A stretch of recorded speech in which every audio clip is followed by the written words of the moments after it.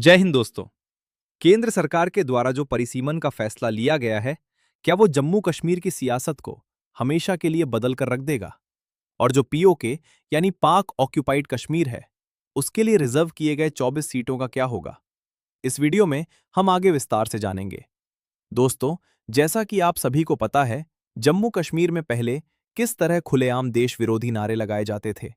पहले कांग्रेस की सरकार सिर्फ और सिर्फ कुछ चंद वोट पाने के लिए मुसलमानों का तुष्टीकरण किस स्तर तक करते थे। जम्मू कश्मीर को पूरा आतंक का पर्याय बना दिया था।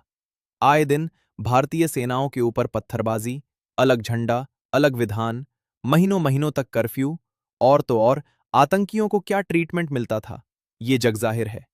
लेकिन अब हालात 360 डिग्री तक बदल चुके हैं।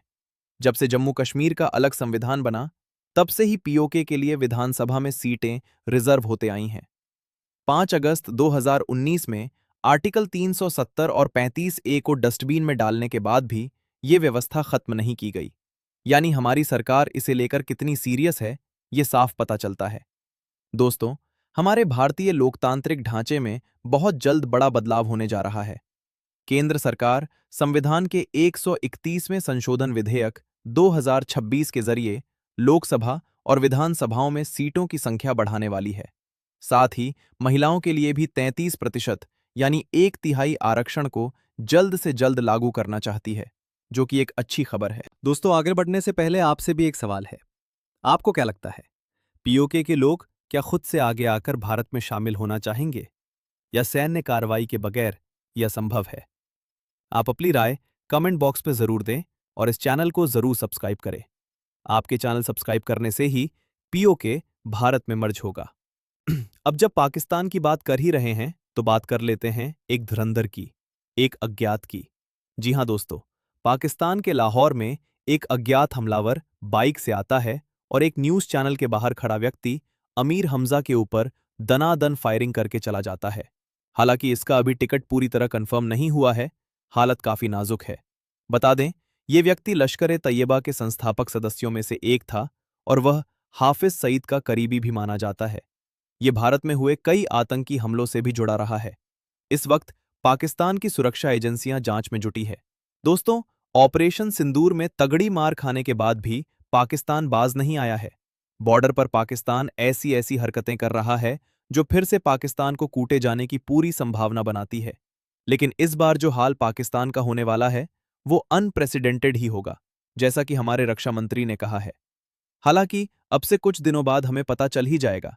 वैसे सरकार में अलग अलग मंत्रियों के द्वारा, चाहे वो रक्षा मंत्री राजनाथ सिंह जी हों, विदेश मंत्री एस जयशंकर जी हों, या फिर सेना के बड़े अधिकारी, सभी पीओके को लेकर अपनी प्रतिबद्धता जता चुके हैं। ऐसे में पाकिस्तान का क्या रिएक्शन होगा, वो भी देखने लायक होगा।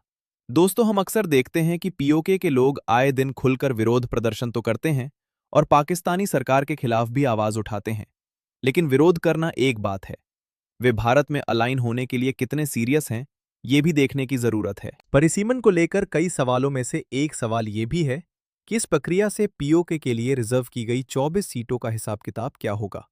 क्या परिसीमन से जम्मू कश्मीर की सियासत एक बार फिर से बदलने वाली है? इसके लिए हमें एक बार जम्मू कश्मीर में सीटों के गणित को समझना होगा। जम्मू कश्मीर राज्य के विभाजन से पहले विधानसभा में कुल 111 सीटें थीं। इनमें कश्मीर डिवीजन में 46, जम्मू डिवीजन में 37, लद्दाख में 4 और बाकी 24 सीटें पाक के कब्जे वाले कश्मीर यानी पीओके के लिए रिजर्व थीं। 5 अगस्त 2019 को आर्टिकल 370 को रद्दी में फेंकने के बाद जम्मू कश्मीर में 111 सीटें घटकर 107 रह गई हैं। अब ऐसे में सवाल उठता है कि परिसीमन के बाद क्या पीओके की सीटें बदल सकती हैं? एक्सपर्ट्स के मुताबिक इसकी गुंजाइश ना के बराबर है, क्योंकि खुद प्रधानमंत्री नरेंद्र मोदी ने लोकसभा में गारंटी दी है कि परिसीमन में किसी भी राज्य के साथ किसी तरह का कोई भेदभाव नहीं होगा। जम्मू कश्मीर और पीओके हमेशा से ही एक संवेदनशील मुद्दा रहा है। आर्टिकल 370 को निरस्त किए जाने के समय भी सरकार ने पीओके की रिजर्व सीटों को न तो घटाया था और न बढ़ाया।